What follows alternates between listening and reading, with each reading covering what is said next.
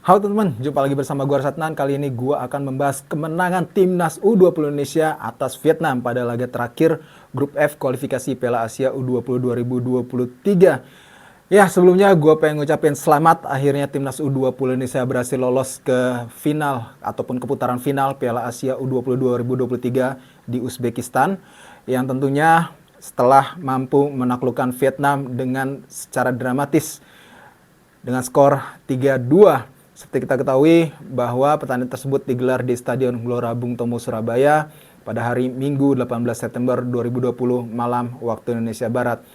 Pada laga ini timnas U20 Indonesia sebenarnya sempat unggul lebih dulu pada menit ke-60 melalui gol sepakan dari luar kotak penalti Marcelino Ferdinand. Sebelumnya kedua tim di babak pertama bermain imbang tanpa gol. Memang pertarungan begitu ketat, begitu sengit. Adu taktik di sini benar-benar terlihat antara pelatih Shin Tae-yong dengan Din Denam, pelatih dari Vietnam.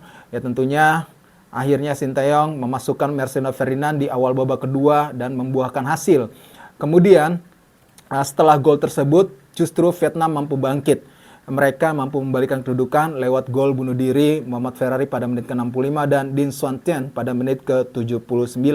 Tapi dengan kecerdikan dari Coach Shin Tae-yong dalam melakukan pergantian pemain lagi, di situ dia melakukan atau pergantian langsung 3 pemain, yaitu memasukkan Alfrianto Nico, kemudian Rabani Tasnim, kemudian dia juga memainkan seorang Rahmat Beri Santoso untuk menggantikan para pemain seperti Hoki Caraka, kemudian Ginanjar, dan juga Frankie Misa. Jadi lini depan ini disegarkan lagi oleh Coach Shin Tae-yong dan hasilnya benar-benar luar biasa. Kita mampu comeback lagi, mampu mencetak 2 gol di babak kedua ini lewat gol sundulan Muhammad Ferrari, lewat skema sepak pojok, dan akhirnya Rabani Tasnim yang tinggal menceploskan bola hasil kreasi dari Alfrianto Nico.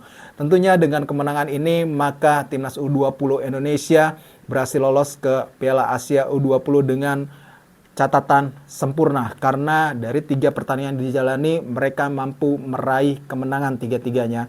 Yang pertama, mereka mampu menang atas Timor Leste dengan skor 5-1, kemudian di pertandingan kedua mampu menaklukkan Hong Kong dengan skor 4-0, dan akhirnya kali ini mampu menaklukkan Vietnam. Ini juga sebagai ataupun sekaligus menjadi upaya balas dendam yang terbalaskan lah gitu. Dendam yang terbalaskan dari Coach Shin Tae-yong yang di sesi press conference dia juga bilang ingin balas dendam karena masih menyimpan sakit hati mungkin ya dari kegagalan Piala AFF U19 2022 yang berlangsung di Bekasi dan juga di Jakarta beberapa waktu lalu.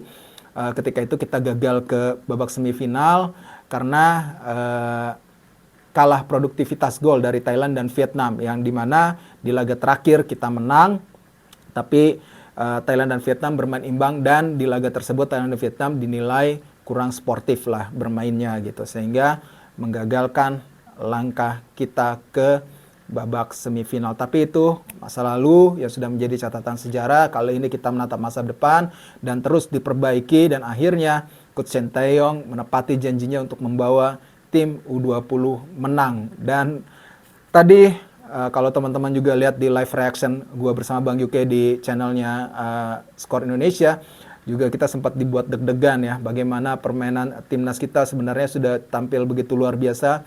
Sejak babak pertama dimulai mereka melakukan pressing gitu, melakukan pressing yang sangat luar biasa. Para pemain seperti Zanadin Faris, kemudian Robbie Darwis, Muhammad Ferrari, kemudian Hoki Caraka juga beberapa kali mampu memberikan tekanan-tekanan yang berarti ke gawang dari Vietnam gitu. Tapi memang Vietnam juga cukup solid sebenarnya permainannya pada laga kali ini, dan sempat mengkhawatirkan tentunya bagi para supporter dari timnas U20 Indonesia. Yang menarik lagi adalah di sini penampilan dari kiper Aditya Arya Nugraha. Ya kita harus akui bahwa memang kualitasnya masih belum sematang Cahya Supriyadi, Aditya Arya Nugraha, tapi beberapa kali juga kita patut apresiasi juga bagaimana dia berupaya untuk bisa menjaga gawang kita semaksimal mungkin, walaupun memang secara pengalaman, secara kematangan bermain masih kalah dari Cahya Supriyadi yang mengalami cedera. Begitu juga yang menjadi sorotan pada laga ini adalah Ronaldo Kuateh gitu. Dalam laga ini memang terlihat masih underperform, tapi Gue harap sih kita jangan terlalu membuli Ronaldo Kuate karena dia juga masih dalam tahap masa perkembangan gitu, dan tentunya dia masih bisa terus dan terus lagi berkembang sehingga bisa menjadi andalan timnas Indonesia di masa depan. Karena biar bagaimanapun dia adalah salah satu pemain muda yang potensial yang dimiliki oleh Indonesia saat ini bersama dengan pemain lainnya di timnas U20. Oke, mungkin sekian dulu pembahasan gue kali ini. Tentunya timnas U20 lolos, Vietnam masih harus menunggu lewat jalur runner up, dan gue rasa sih masih ada kemungkinan Vietnam bisa lolos kalau melihat jumlah poin dan juga catatan gol yang mereka torehkan di fase grup F ini gitu. Karena sebelum laga ini mereka masih menjadi tim yang pertama ataupun teratas di posisi runner up terbaik untuk lolos ke Piala Asia U20 tahun depan. Oke, mungkin itu dulu. Terima kasih buat kalian semua. Gue Ray Setnan mengucapkan sampai jumpa lagi.